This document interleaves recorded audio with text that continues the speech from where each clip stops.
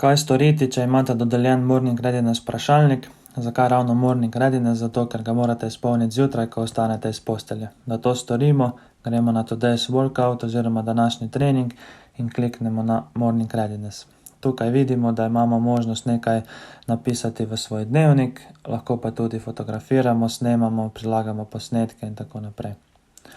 Torej, imamo dve vprašanji, ki sprašujeta o stanju našega mišičja oziroma muscle freshness in o tem, kako se počutimo oziroma mood state. Prvo vprašanje, muscle freshness, na lestvici od 1 do 10 označimo, kako sveže so naše mišice. 1 pomeni zelo zategnjene, boleče, 10 pomeni zelo sveže.